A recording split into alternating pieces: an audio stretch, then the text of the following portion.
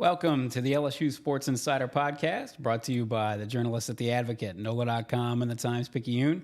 My name's Perryn Keys. I'm the executive sports editor. I'm joined today by Wilson Alexander. He's our lead LSU football beat reporter, and by Scott Rabalais, our venerable longtime columnist.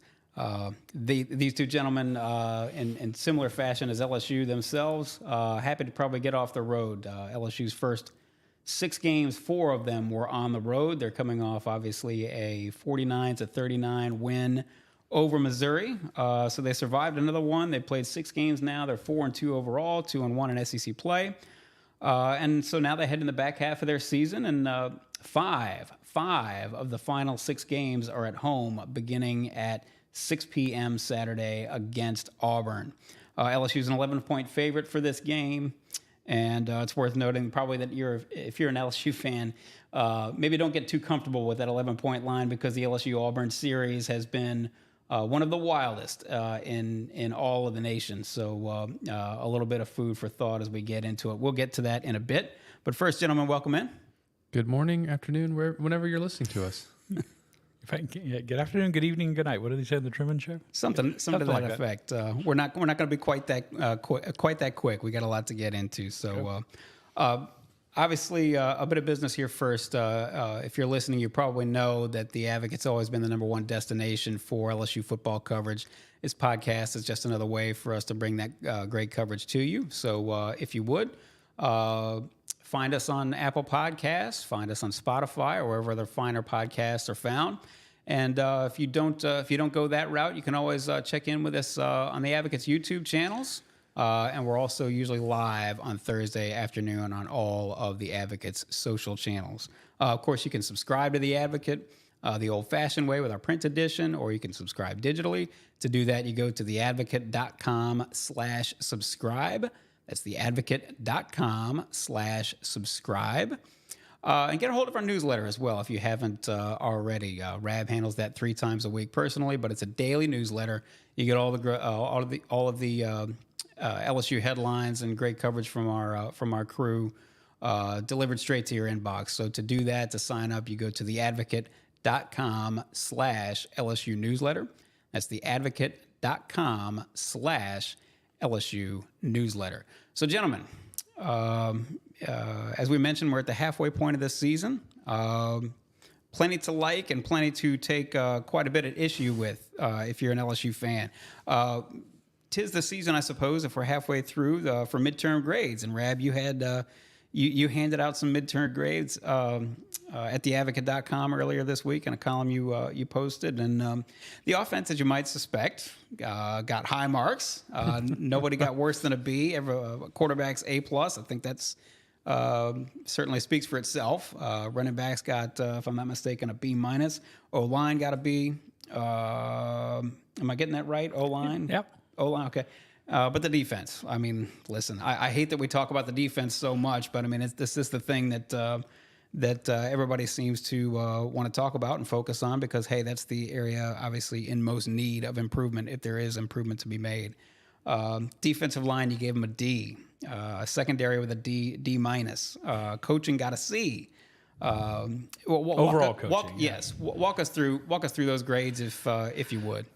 Well, the offense has performed at a really high level. I mean, you can quibble a little bit here. Yeah, they give up, a fair number of sacks considering how mobile Jayden Daniels is, but his play has been excellent. The wide receivers, other than a few drops, have been excellent. You have 2, really dangerous threats now in Malik Neighbors and Brian Thomas.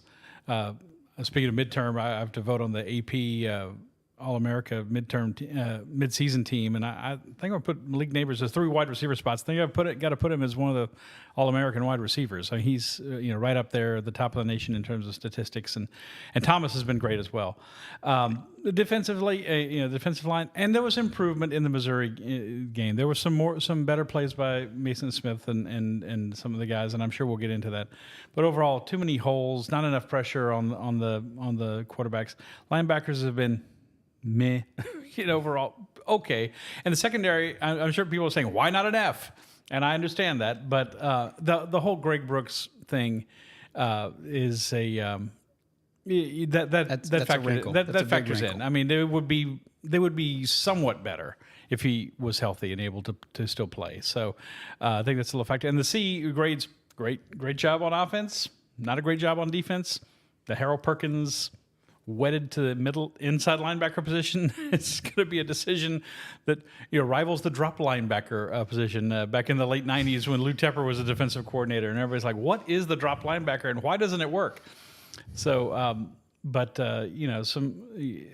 a mixed bag, but I think about what you'd expect for LSU with the season they've had, 4-2, and with some good wins and some bad losses. Well, I would have to check your head if you didn't put Malik Neighbors as a midseason All-American. There'd be something seriously I know. wrong. I only qualify myself because journalistically, you're always like saying he's probably this or maybe that. You don't want to say definitely, but yeah, he's one of the three best receivers in the country. Maybe at the end of the year, probably maybe you could qualify, but. The midseason point, definitely, and you can make an argument for Brian Thomas being one of those three as well. There's some other folks who would certainly have an argument, but I mean, Brian Thomas still leads the country, or tied for the country lead with 9 touchdown catches. He's in the top 10 receiving yards too. So receivers would definitely get an A plus. The play of some of those positions on offense, especially like Jayden Daniels, the receivers. I think if you said it was like maybe a B for the running backs, I'd give it an A because of Logan Diggs and what he's done. And then the offensive line, I'd probably give like an A-. I think they've been really strong. Yeah, they've given up some sacks, but sometimes that is on the quarterback, and they've looked really good. And so the offense, it reminds me of that scene in A Christmas Story with the teacher going A plus for Ralphie, specific. and they're having that dream about his his essay on the Red Ryder BB gun. And so that would be what I would do for the offense at this point. See, defensively, not so much. I was going to say, well, we want to defensively, inspire conversations. That's what we're doing. Defensively, Wilson, is Rab being a mean teacher? Is he being up on the money? Is he being an easy grader? Where do you stand? How do you feel? No, I think it's totally fair. I mean, he is spot on a lot of that. I mean, the defensive line in particular hasn't met expectations to this point. LSU was kind of hinging its hopes on that group being able to dominate up front. And with not just the defensive line, but really the front seven as a whole, because of Harold Perkins and him coming off of a fantastic freshman year, being considered possibly one of the best defensive players in the country. And you see it on tape, like there's plays that Harold makes that nobody else can make. Like there's still so much talent there. And that does just speak to maybe some misusage. LSU thinks that it has found a system and a formation, a scheme that's going to sort of help in a lot of these areas, which I think we'll probably get to with the 4 down front, and that kind of helping solidify what Harold's going to do. And maybe it will do some more of that moving forward. But defensively, you've been one of the worst defenses in the Power 5 all season. And so, yeah, you can't help but grade them very low at this point. LSU 117th in the nation against the run, 5.04 yards per carry, 109th in the nation, 8.2 yards per pass attempt, 93rd in the nation, 1.83 sacks per game, which speaks to what you were going to allude to about the pass pressure just really not being there, certainly not in the way they thought it would be. Speaking of the defense, since we're on the subject, there were a handful of other personnel changes. They've been tinkering pretty much since the season started, really since camp started. But there was certainly a couple of changes of note when LSU was up there in Columbia. We'll start with the corner position. Zy Alexander's pretty much been there from the start on one side. They have tinkered week after week after week with the opposite position. And on Saturday up in Columbia, they put Sage Ryan there. Walk us through what went behind that decision. Excuse me. Zy, like you said, has locked down one side in terms of who's playing there. Right. Let's be very clear about what lockdown on one side means in this case. On the other side, LSU had Sage Ryan at the outside corner spot to start this season against Florida State. He was out there, and Brian Kelly said it had a lot to do with his tackling. That they felt better about his tackling. You've seen as the season gone on that tackling was very much a concern for this team. And it should be noted, it got a lot better against Missouri. LSU, this is by PFF's charts, only missed 3 tackles against Missouri. And they were all in the secondary. And so that was a massive improvement after missing by, again, this is PFF numbers, 17 the week before. And I keep using their numbers simply because for some consistency in terms of how it's being charted. But remember, LSU charted 34 missed tackles against Ole Miss. And a lot of that was happening in the back end. So and maybe in an effort to shore up some of those things. Again, they think Sage Ryan is a better tackler than some of their other corners. He's out now on the edge there against Missouri. And, Sage, this is kind of interesting, really, when you think about the history of both of these corners, are not like career cornerbacks. Zai in high school did not play cornerback. Yeah, he was a right. quarterback. And I remember talking to him in the preseason. He said that he played a little bit of corner like very early in high school and then like didn't again until he got to Southeastern. And they kind of took a chance on him because of his athleticism. Sage has not played the boundary corner at LSU. I mean, he's a super athletic guy who played a ton of different kind of spots in high school at LCA. He was recruited as an athlete. That's right. Yeah, exactly. I mean, he was a great offensive player, returner, all these things. But outside corner was not something that he has a ton of experience doing. But LSU is putting him out there and trusting that he can go and do that. It's something that started in preseason camp, late, back half of the preseason. And they're going back to him. We've seen Denver Harris there. With mixed results, he's given up some touchdowns and gotten beat over the top at times.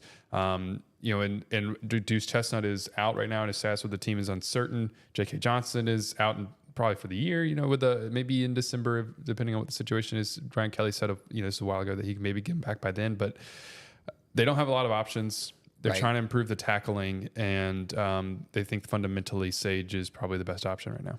You noted tackling improved, according to PFF, just sort of, but by the eyeball test, I would think that we would say that tackling improved up at Missouri.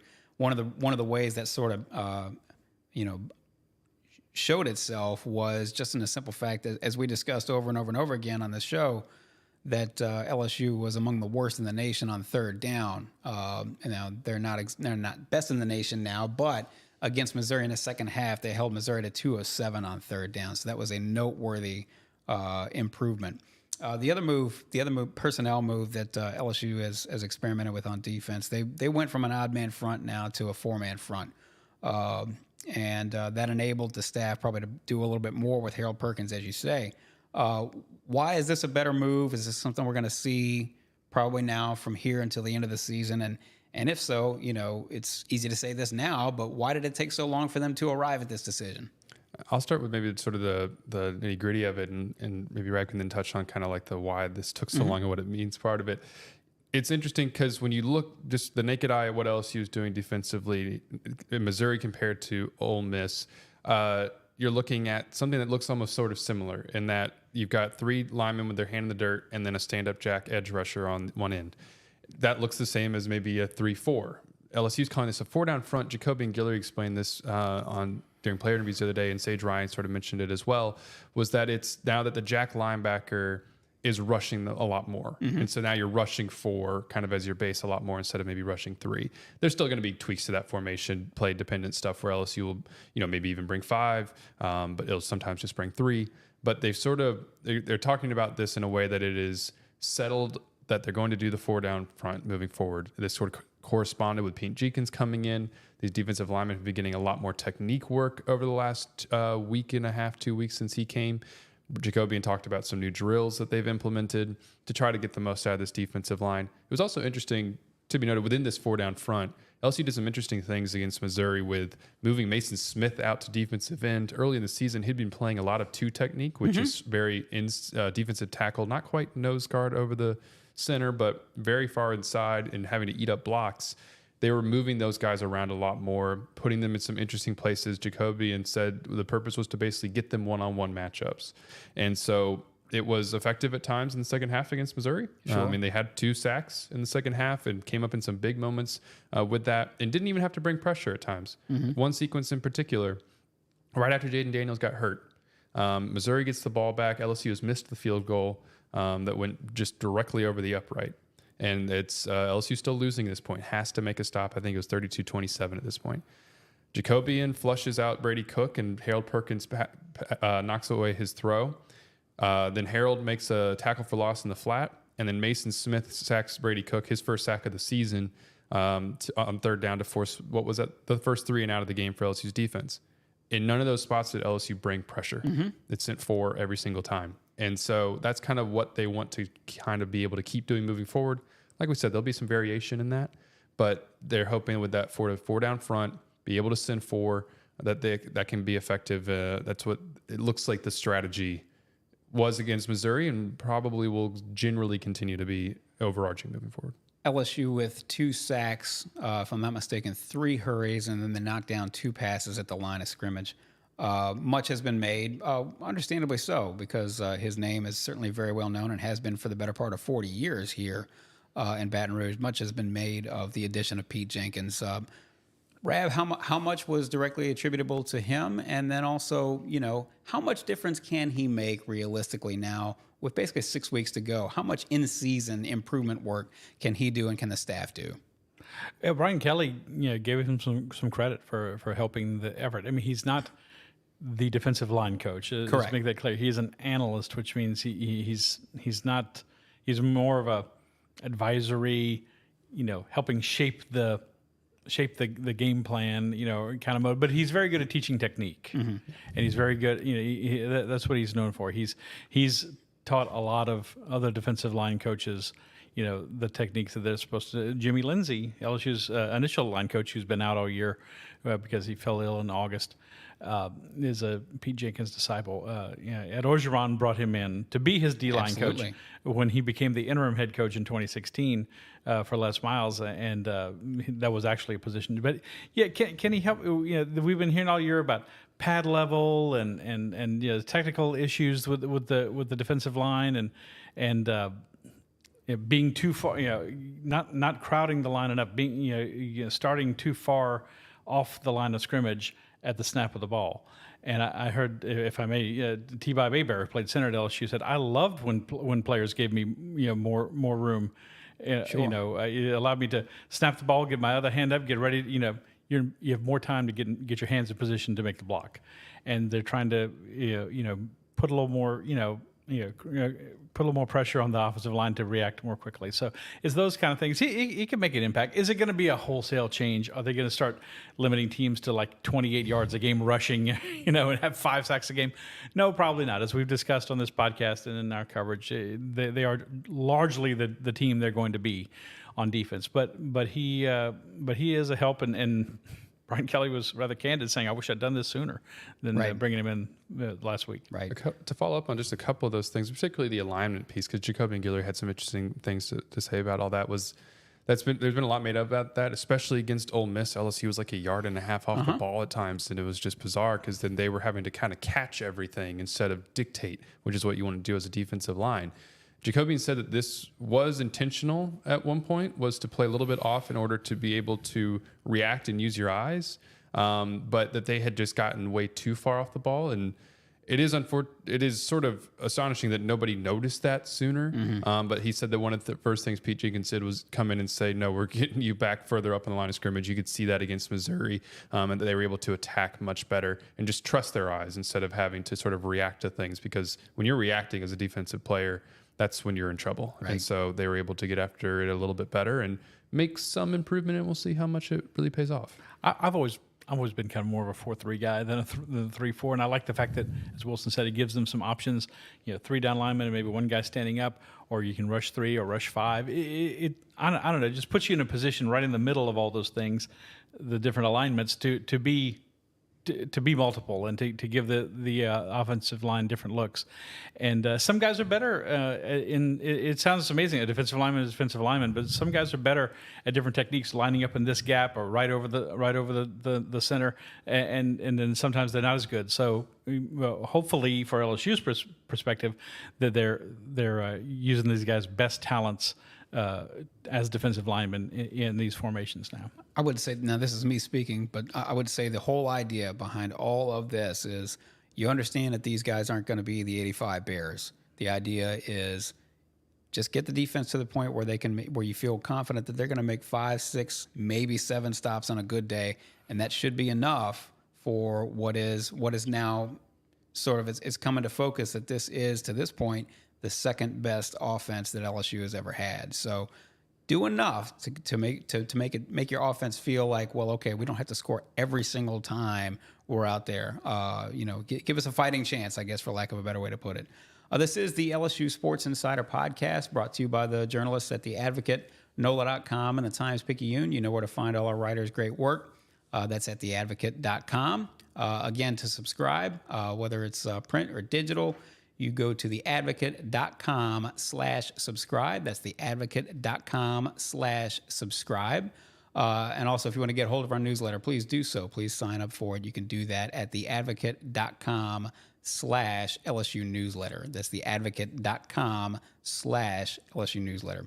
We're obviously, speaking of the offense, we're going to switch gears a little bit here and talk about the one and only Jayden Daniels, who's having quite the year. What else can you say about the guy? That was as gritty a performance as you, I think, Rab, I'll put it to you. Was that one of the grittiest performances I would think you have seen somebody have in an LSU uniform? Go ahead. Give us your 2 cents on that before we get on to Heisman and what he may have to do to get back in the Heisman race. Well, it reminded me a little bit of what happened the last time LSU was at Missouri in 2020 when Miles Brennan suffered that freakish abdominal muscle injury, and he kept playing and played very well. And then, of course, he was never the same quarterback again. But Jayden got hit in the back. He scored a touchdown run that was nullified by a penalty, and he kind of stood up, and he got nailed in the back. And then he scored on another touchdown run.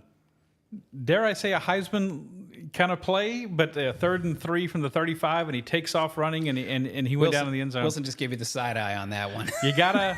I'm just saying the kind of play you gotta capture the voters' imagination. Absolutely. I just don't think we're quite at Heisman moment Okay, yet. Well, but I'm and to saying that someone point- can look back on it and see that's a big play. Absolutely. But he's he's not a real thick guy. He's kind of willowy, looking, Jayden Daniels, and very tall and thin. And you of course we've said all year. Everybody said slide Jayden slide.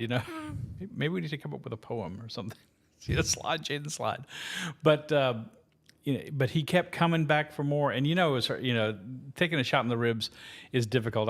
Watching the game replay, Robert Griffin III, who did the game, of course, on the Heisman at Baylor, said it affects your rotation. Shot in the ribs. Being able to try to throw accurately in the game. And if you've ever had a rib injury, it hurts to breathe in some cases. Yeah. It hurts to sneeze. It hurts to all that stuff. Much less try to twist your hips and throw and all that. You could see Jayden trying to work on that very very thing on the sideline, just throwing and rotating and sort of loosening himself back up right after that happened. Yeah. Not only has he displayed great talent this year, and he's grown a lot as a quarterback in the time we've seen him at LSU, but that kind of thing is an inspiration to the rest of the team. Mm-hmm. And I think back to Joe Burrow on that blindside hit in the Fiesta Bowl, and then coming back and leading him on a touchdown, throwing a touchdown pass on the next possession. I remember saying after the game, Jamar Chase after the game said, "Joe Burrow is tough as hell." And I think no one said that, but you could just about you could hear that in the words of some of the LSU players talking about Jayden after the game. It was quite a performance. And to add a couple of things, I don't know if we've already touched about this before, but it wasn't, the ribs was the big thing, but it wasn't just that. He had a scrape on his cheek, or a cut on his cheek, a scrape on his neck. His left hand was swollen. I think it maybe have gotten stepped on or something at some point because it was swollen. He had tape all over after the game. He had a big gash on his forearm that he had to get taped up. He had just so many little nicks and other things going on. It wasn't just the ribs, even though the ribs was the big thing. He played through a ton in this game. That was a feisty game, somewhat surprisingly for LSU Missouri. Two teams that don't really have much of a history together. One thing you mentioned, Rab, about this gutty performance, he put everything on there in terms of a highlight reel that you'd ever hope to have. And I wonder, just in terms of the sort of the campaign and how many people are watching, it's unfortunate that he was in the 11 o'clock window while OU Texas was going on. You're not entirely sure how many people would have seen that because, the Heisman race is very much an inexact science. You never know exactly what the voters are going to go for, and you don't know how closely they're paying attention to a Michael Penix over here and Caleb Williams over there and a Bo Nix over there and all that other kind of stuff, and just how closely they're looking. But he is tied for the ninth shortest odds right now, plus 2,200. His numbers would suggest that maybe he ought to be higher. Game-winning drive first and foremost, but second in the nation in passing, 10.9 yards per attempt. Michael Penix has 30 more yards passing than Daniels does at this point. But Michael Penix has 9 yards rushing, and Jayden Daniels has something like 422. He's the proverbial straw that stirs the drink. What you mentioned this before, but what are some of the headwinds that Jayden would be facing if he and what could he do to get himself back into the race for real? Well, she's going to have to keep winning, and he's going to have a big moment Yes. probably in the Alabama game on November 4th, I think, is the day of the game. And just keep doing what he's doing. I mean, his stats say he's one of the top two or three quarterbacks in the country, which is where he started the season. You know, I think we're all a little surprised to see the preseason Heisman odds, and he was second favorite behind Caleb Williams, who, of course, won last year at USC and is back and is playing very well again.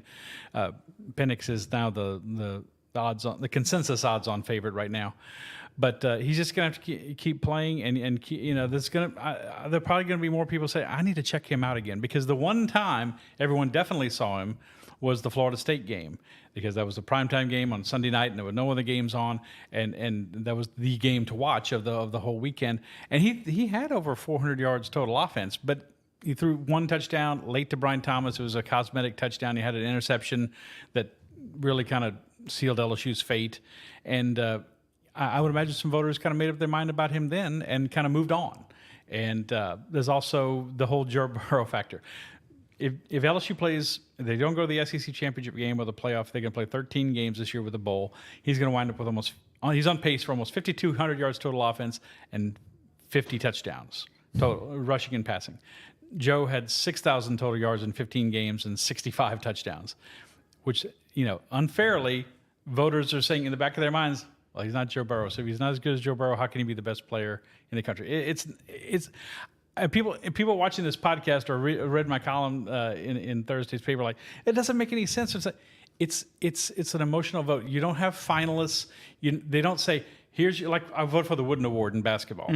And at the end, they give you 10 people, pick from these 10 and rank them in order. And then, from that, they compile all the votes and they decide who wins the Wooden Award. In the Heisman, you can pick anybody. In the Heisman, you can literally pick anybody. As I pointed out, I can pick anybody who plays in college. I can pick the backup left guard who plays at Georgia Tech or at Sam Houston State or something like that. Anybody. And it doesn't have to be division. It doesn't have to be FBS. It doesn't. That's right. I always say I didn't have a vote then, but I would have voted for Steve McNair at Alcorn State. Absolutely, because he was tremendous. So it's very broadly open to interpretation. People talk about being a Heisman finalist. The Heisman finalists are only determined by the final voting. They take the top 4 vote getters and they invite them to New York. So Jayden at least deserves that, in my opinion. Certainly the way he's played, and if he plays the second half of the year like he did the first half, he at least deserves that. But it's a very broad, it's the beauty and the curse of the Heisman Trophy, in that every voter, the three of us have Heisman votes. We all have a little different view of, I think, if we sat down and talked about it, of what is important to us in terms of a Heisman candidate, and that's and there's 900 something of us around the country. To your point, I can't remember. This must have been the year before last. I thought Aiden Hutchinson, the defensive end from Michigan, was the best player in the nation 2 years ago. He's the best player in the nation. That's what we're voting on, so I voted for him. It's exceedingly rare that something like that happens, though. It's almost always, certainly the past 30 years, quarterback has got seemingly a much easier path to the Heisman Trophy. And one of the other things in this race to consider in terms of, well, hey, how come Jayden Daniels isn't higher in the race? For whatever reason, fair or not, good or bad, up or down, the fact of the matter is it sure helps. It gives you a huge boost if you are still in contention for the national title race. You sort of, again, fair or not, you sort of get somewhat disqualified almost in the minds of voters if you're not somewhere up there in the top 5 of the nation. Wilson. And one other thing just to kind of keep track of as we go through the rest of this back half of the season is that this is a really strong year for quarterbacks across the country. Yep, so it's not just that Jayden's putting up all these numbers. He's fighting, like his numbers are being compared to Michael Penix and Bo Nix and Caleb Williams and now Dylan Gabriel at Oklahoma. And Drake May. Drake May, exactly. And so it was interesting, like seeing even some graphics that were made for games that, like USC, Arizona. It was like a top 5 Heisman people. And this was, of course, probably made earlier in the day before Jayden did what he did against Missouri. But like it had Dylan Gabriel on there and didn't have Jayden. It had Bo Nix on there, didn't have Jayden. And so he's getting that attention and getting that talk, but he just has to maintain the play. So, and then like we're talking about, like Oregon and Washington play this weekend. Bo That's Nix right. and Michael Penix go up against each other. One of them is going to have to probably make a play to win that game, and then the one who doesn't is probably going to then kind of fade out of the Heisman race. And so as long as Jayden keeps doing that, like you said, having a game like a big game against Alabama, then he's going to have a very good chance to get to New York. Yes, and the overwhelming likelihood is that whoever loses, again, fair or not, whoever loses that Washington-Oregon game, the quarterback of the losing team, finds himself, even if he had thrown for 471 yards and 4 touchdowns and run for 115 and another touchdown, it's just sort of the way this works. It's, you can call it a popularity contest, and that's not fair, but we've seen this over and over again. There's something to this for whatever reason. There's a funny thing with Jayden's situation, though. LSU's record is an anchor on his Heisman hopes. However, because they've been in every game but one but two has been a shootout kind of game, or a game where he's got to keep playing, it's allowed him to have better stats than if he was coming out at the end of the third quarter like he did against Grambling. He didn't play the second half against Grambling. Yes, he didn't play the whole second half. So that's been very rare for Jayden this To your year. point, though, the fact that they're 4-2 and maybe not 3-3 or even 2. Well, that's huge. Yeah. It's a direct result of his sterling play that he's put on display. You mentioned Penix and Nix, who will, one of them may very well seriously knock the other out of the contention. And speaking of Nix, former Auburn quarterback, and Auburn's coming in this week. He and his dad actually both were quarterbacks in this LSU-Auburn series. So this is not a vintage Auburn team by any stretch. Hugh Freeze is in his first year. They got rid of Brian Harsin. He never really seemed to fit. He certainly wasn't embraced by the Auburn fan base. Freeze is going to be embraced for as long as he's winning, I think, or as putting the program on the path to winning. Certainly, he may not be Citizen of the Year, but I think we all think he's a pretty good football coach. He gets a pass from the Auburn fans this year, and that's it. Next year, you got to win, baby. Well, they're struggling on offense this year, and I don't think anybody's necessarily holding that against him because he's playing with what he's got.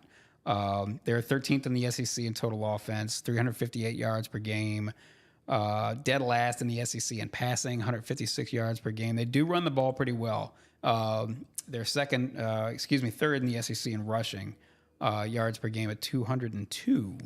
And they do get production of the quarterbacks in the run game. Peyton Thorne, the transfer from Michigan State, he's had about 130 some odd yards rushing, as has Robbie Ashford, who is the backup, who kind of comes in and down and distance situations and things like that.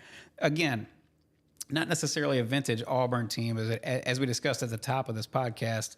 You dismiss Auburn if you're LSU in particular. You dismiss Auburn at your own peril. How concerned? I'll start with you, Wilson. How concerned should LSU be about this team?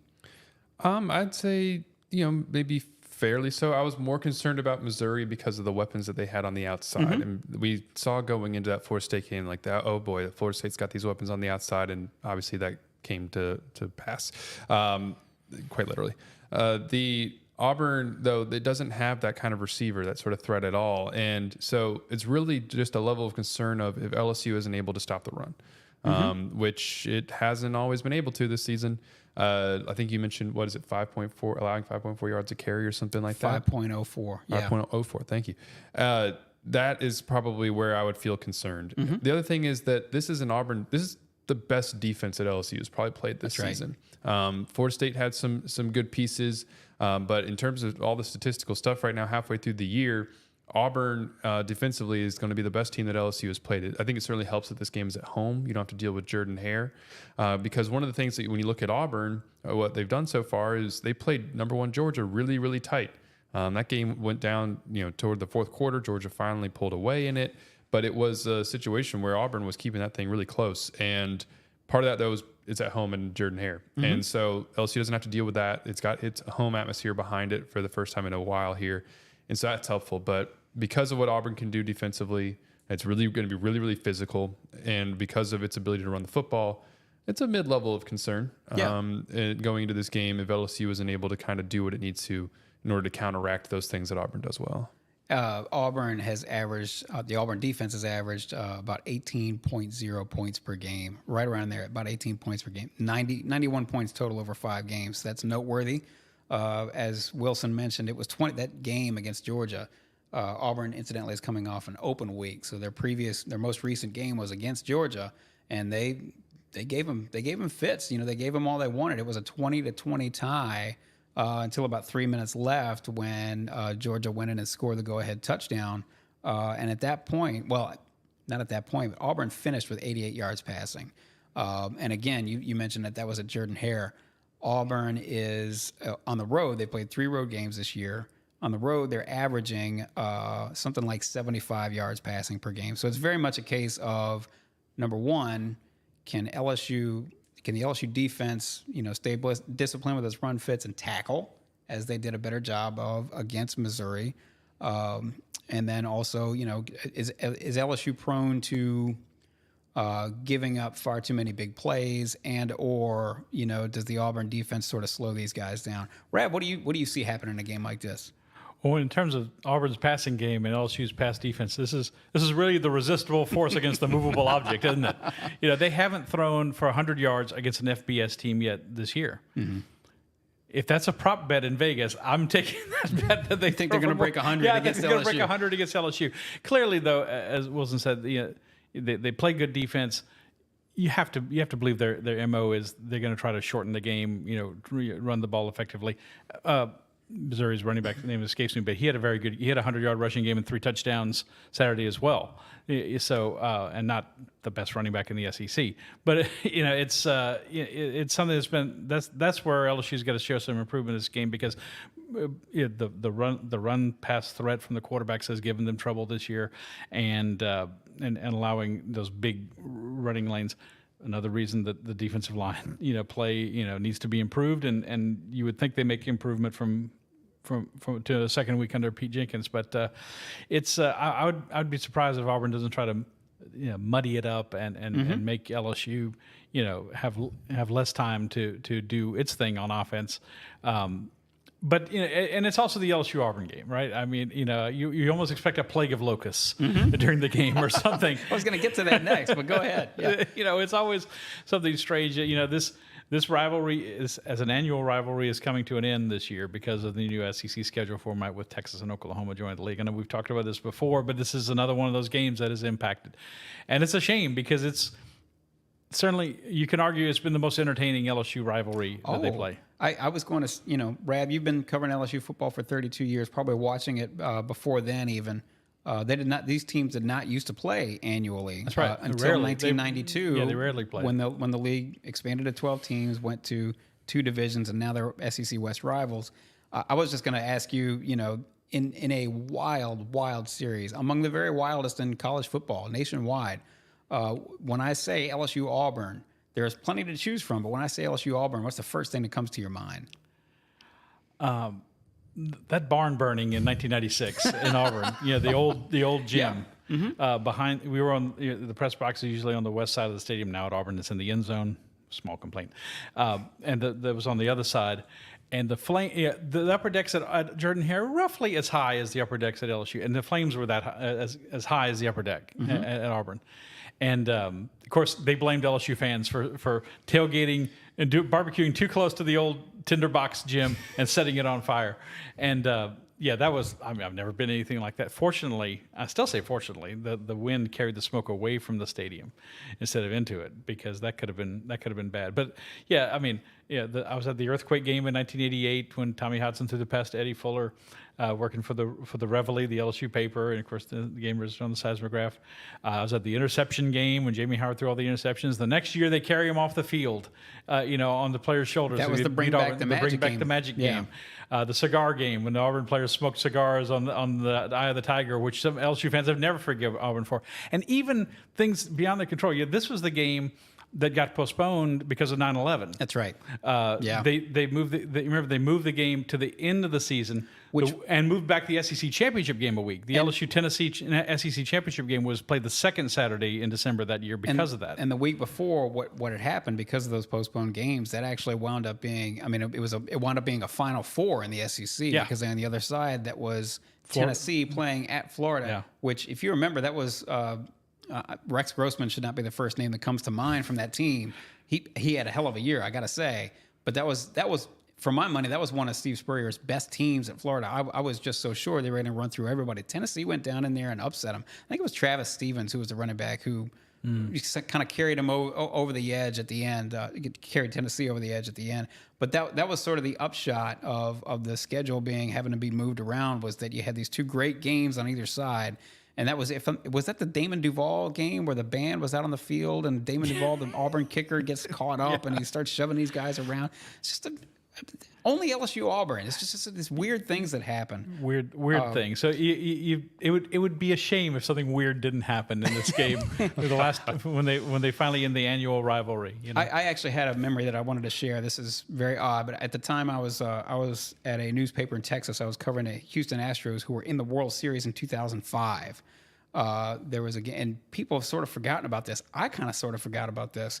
And again, this is probably not even on the top 5 of crazy LSU Auburn games, but that was the game. It must have been in Tiger Stadium, and correct me if I'm wrong, Rab, where the Auburn kicker, whose name escapes me, missed 5 field goals in the same game. That was sort of the early days of getting texts on your phone. And I remember covering the World Series game. I'm got my mind completely on this World Series game. And I have a friend of mine who was an LSU fan who was texting me, the Auburn kicker just missed it. He missed another field goal. And then I got another text. He missed another field goal. And I got another text. I was like, well, the same text, I'm in a crowd or something. Right. These messages are weird going through. I'm just he missed one the in same overtime one over and over again. LSU kicked a field goal and he missed and LSU won. I thought I was getting the same text from my buddy just over and over. No, come to find out, the Auburn kicker actually missed that many field goals. So it's been a while. The interception game, as you mentioned, I wrote down that in 2000, it wasn't a marquee game in terms of games you're going to remember out of this series, but Josh Booty hit Josh Reed with a couple of long bombs, and then there's a guy named Tim Carter. Don't ask me why I remember this stuff in particular, but Tim Carter, the kick returner for Auburn, ran one back 100 yards, and that was kind of the backbreaker. But then just for fun, because Tommy Tuberville liked to do this stuff, that was the year they had Rudy Johnson, and Rudy Johnson really kind of exploded onto the scene. And they had a chance to take a knee inside of the LSU 10, and they decided, well, we're just going to go on ahead and punch one in just for fun. They got away with it. Mario Cristobal did not. Right. So anyway, we'll before we put you on the spot with a prediction, each of you gentlemen, I will just say, and we've discussed this a little bit here and there, but what's the number one thing LSU needs to do, as it gets set to tangle with Auburn?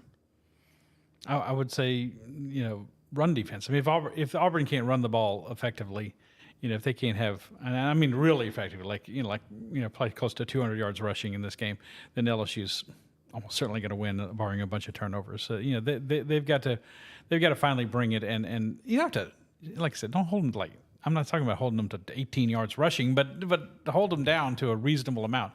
If Auburn can't rely on the run and shorten the game, then I don't think they have much chance to come into Tiger Stadium and get a win. Wilson? Mine would be very similar to that. I'll just sort of build off of that and say match physicality. Mm-hmm. Auburn has shown itself to be quite physical, especially on its own defensive side. If LSU is going to continue to do what it has offensively and be able to really just outscore Auburn, kind of regardless of what's happening on the defensive side, it needs to be able to match that physicality, establish the run early, because even if it can do that, it's going to have a good chance of success, be able to maximize all of its possessions, because if Auburn is able to run the football and LSU isn't doing a good job of stopping it, then there's a good chance that LSU won't have as many possessions as it usually does. So I would still say Rab, but maybe building on top of that, just matching Auburn's physicality, that's probably going to bring to this game, especially coming off a bye week. They'll probably have some wrinkles. They should be a little rested. Yeah, and that's right. They've had a little more time to work on this. We're all sort of saying the same variations of the same thing, I think, but my thing would be tackling. Just make sure, if you've got a chance to bring down a ball carrier, bring them down. Missed tackles are what seems to get the LSU defense in the most trouble. Making sure you get off the field on third down, crucial to that whole element is making sure that you actually wrap up, bring the guy down. That and just, certainly doing what you're supposed to do, what we expect the LSU offense to do as well. So LSU opened up as an 11.5 point favorite, It's been steady at 11 for most of this week. The over-under is 61, which is slightly down from the past couple of weeks, which I would attribute to Auburn's lack of offense going into this game. Anyway, long story short, what happened Saturday, Rab? I think it's one of those games that's close in the first half, and LSU gets the offense going in the second half, and Auburn does okay, but a lot of the drives stall out. They settle for field goals and make a few this time. But I've got LSU covering. I said 34-16 is my score. But with something crazy happening, like the scoreboard's going out, or something strange. All the lights turn off. Yeah, Why not? Yeah, this is not an LED show. something strange happening. But it's a. Auburn gives LSU a decent game for a while, but this is a hard game to win for Auburn on the road. Wilson? I see it be. I don't think LSU covers. The way Auburn's games have gone so far, it's been able to keep things close, like we said in that Georgia game. This is obviously this is the best offense that Auburn has played, and it's the best defense that LSU has played. And I just sort of feel like that's going to kind of sort of meet in the middle a little bit. And that's the only reason I think LSU maybe doesn't cover, but that it still wins without too much concern maybe by the end. So I think I said something like LSU 38, Auburn 28, or maybe like LSU 34, Auburn 24 kind of thing, like barely not quite covering, but being able to do enough to win the game. So is this the rare occasion where the under hits on a game like this, based on what you're saying, Wilson? I'm saying the under, yeah, for sure. Would you say it was 61? 61, that's right. Oh, man. All of LSU's games this year, you've been able to just be like, oh, take the over. But Auburn doesn't have an offense that is going to, I think, be able to score enough. So, sure. But don't take my gambling advice. That's not my forte. No, there's a reason why I don't. I'm glad I don't have that gene, frankly. Anyway, that's where we'll wrap it up. You do what you choose. Choose as you see fit.